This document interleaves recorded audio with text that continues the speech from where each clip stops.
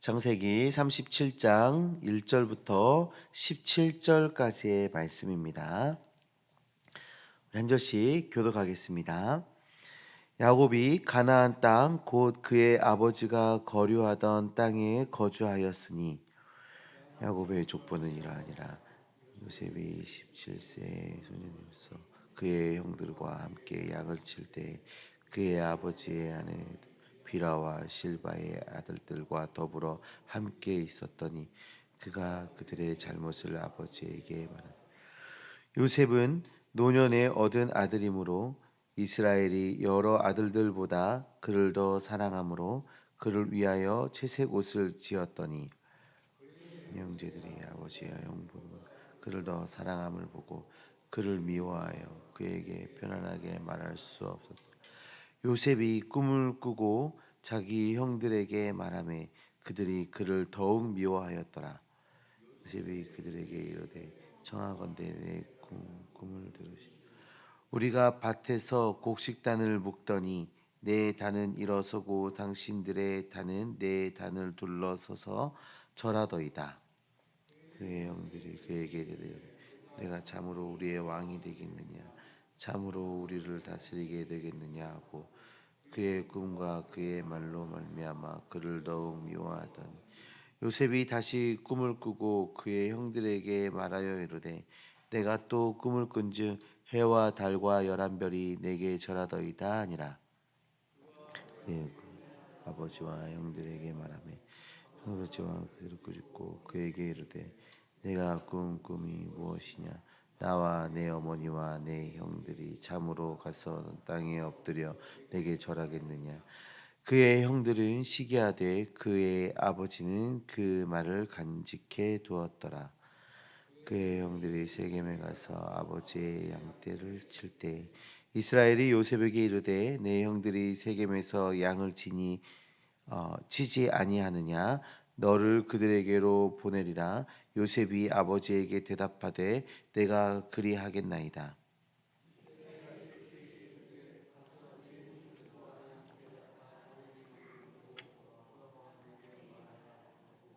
그를 헤브론 골짜기에서 보내니 그가 세겜으로 어떤 사람이 그를 만난즉 그가 들에서 방황하는지라.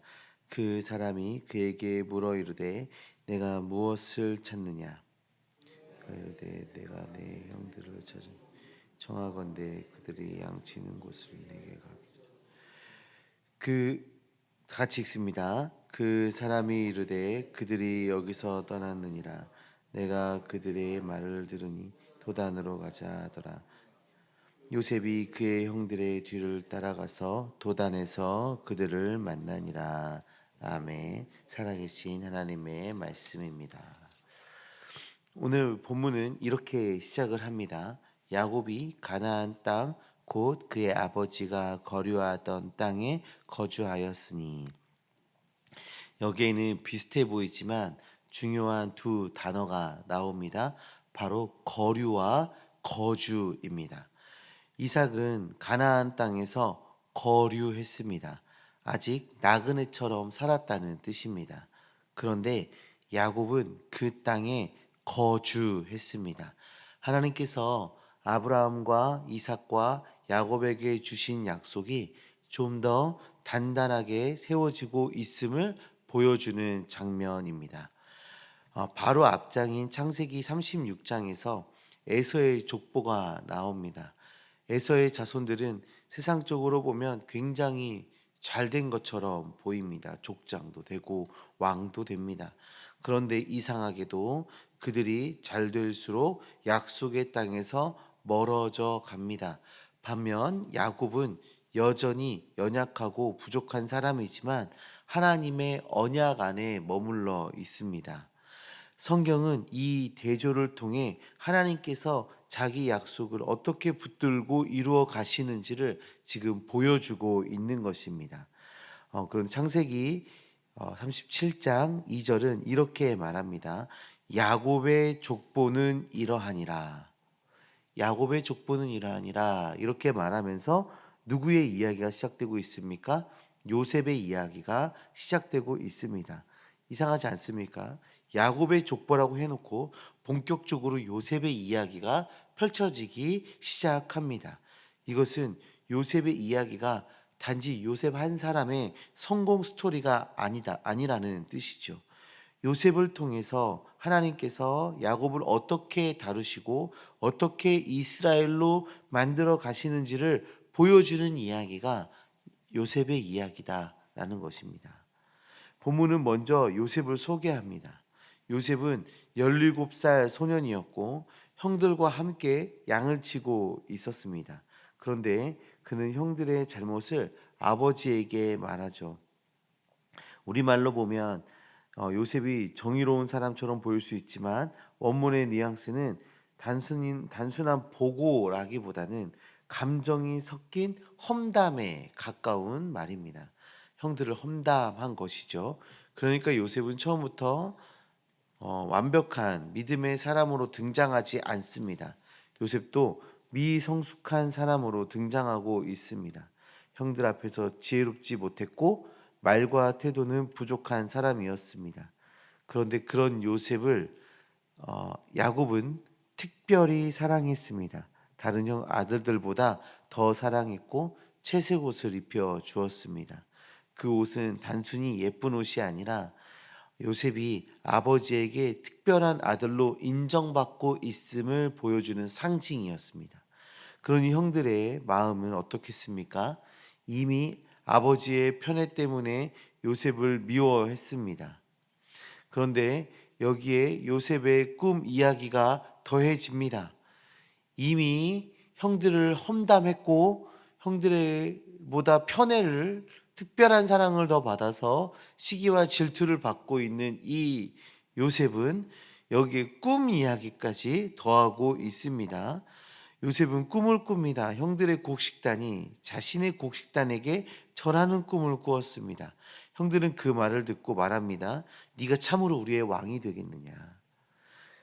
그리고 요셉은 또 다른 꿈을 꾸었다고 얘기하죠. 해와 달과 11별이 자신에게 절하는 꿈이었습니다. 이 꿈을 들은 야곱은 요셉을 꾸짖습니다. 나와 내 어머니와 내 형들이 참으로 가서 땅에 엎드려 너에게 절하겠느냐. 여기서 중요한 것은 요셉이 이 꿈의 의미를 정확히 알고 있었느냐라는 것인데 본문을 자세히 보면 요셉은 그 의미를 온전히 알고 있지 않습니다. 그는 하나님의 큰 계획을 이해하고 설명한 것이 아니라 그냥 자기의 꿈을 그냥 이야기한 거예요. 그리고 11절이 중요한데요. 그의 형들은 시기하되 그의 아버지는 그 말을 간직해 두었더라. 형들은 시기했습니다. 그러나 야곱은 그 말을 마음에 간직했습니다. 이것은 야곱의 변화가 시작되고 있음을 보여주는 상징입니다. 야곱은 원래 어떤 사람이었습니까? 하나님의 약속은 받았지만 늘 자기의 꾀와 자기의 방법으로 살았던 사람이죠. 형 에서의 장자권을 빼앗았고 아버지를 속였고 외삼촌 라반과도 속고 속이는 그런 삶을 살아왔습니다. 그런데 이제 야곱이 달라지기 시작합니다. 이전과 같았다면 자기의 방식대로 반응했던 사람이 이제 하나님의 뜻을 마음에 품고 기다리는 사람으로 변화되어져 가고 있는 것입니다. 요셉의 꿈을 통해 하나님께서 무엇을 하실지 다 알지는 못했지만 그 말씀을, 그 꿈을 마음에 간직하게 된 것입니다.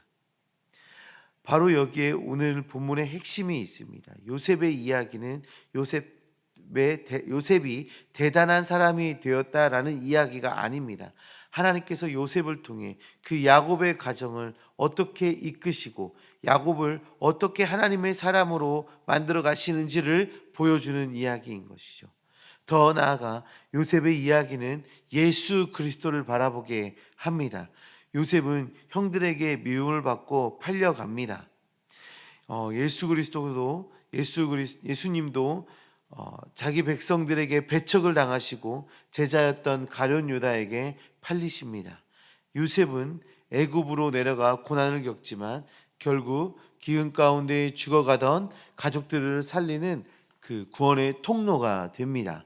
예수님께서도 십자가의 고난을 지나 우리를 죄와 죽음에서 구원하시는 구원의 길이 되셨습니다. 그러므로 창세기 37장은 단지 꿈을 가져라 라는 이야기가 아닙니다. 물론 꿈도 중요합니다. 그러나 이 본문은 그보다 더 깊은 이야기를 하고 있는 것이죠. 우리의 인생은 내 꿈을 이루어가는 이야기가 아니라 하나님께서 나를 하나님의 백성으로 빚어가시는 이야기다라는 것입니다. 살아가는 성도님들, 우리의 인생도 야곱의 족보와 같습니다. 우리의 삶에는 부족함이 있습니다. 야곱처럼 계산적일 때도 있고 요셉처럼 미성숙할 때도 있습니다. 누군가를 시기하는 형들의 모습이 우리 안에 있을 때도 있습니다. 그러나 중요한 것은 하나님께서 그런 우리의 인생을 포기하지 않으신다라는 사실입니다. 하나님께서 여전히 우리를 붙들고 계신다라는 것입니다. 하나님께서 여전히 우리를 하나님의 백성으로 빚어가신다라는 것입니다. 하나님은 야곱을 이스라엘로 만들어 가셨습니다. 그리고 하나님은 오늘 우리도 예수 그리스도 안에서 하나님의 백성으로 만들어 가십니다. 그러므로 우리는 물어야 합니다. 지금 내 인생은 누구의 이야기로 쓰이고 있는가? 우리 스스로에게 물어봐야 합니다. 내 욕심의 이야기인가? 내 상처의 이야기인가? 내 계획과 계산의 이야기인가? 아니면 예수 그리스도의 이야기인가? 우리는 하나님의 이야기를 품고 살아가야 합니다. 당장 눈앞에 보이는 현실만 보면 우리가 두려움에 쌓일 수 있습니다. 가나안 땅을 정탐하던 10명의 정탐꾼처럼 문제는 커 보이고 우리는 메뚜기처럼 작아 보일 수 있습니다. 그러나 여호수아와 갈렙은 달랐습니다.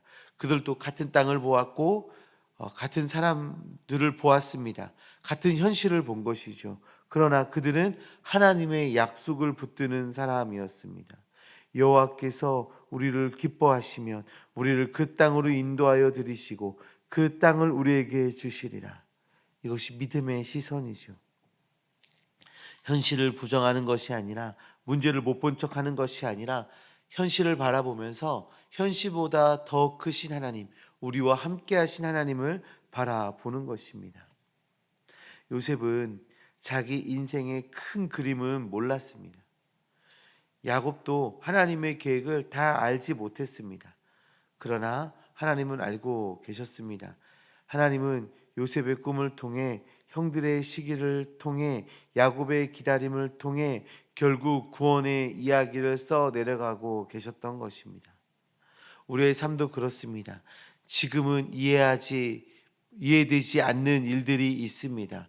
왜 이런 길을 걸어야 하는지, 왜 이런 시간을 지나가야 하는지 모를 때가 있습니다. 그러나 믿음의 사람은 모든 것을 다 알아서 믿는 것이 아닙니다. 하나님께서 내 인생을 붙들고 계심을 믿기에 오늘 또 그분의 이야기를 간직하며 살아가는 사람이 성도, 우리인 것입니다. 사랑하는 성도 여러분, 우리의 인생이 예수 그리스도의 이야기로 쓰이기를 소망합니다. 야곱을 이스라엘로 빚어가신 하나님께서 오늘 우리도 하나님의 사람으로 빚어가고 계십니다.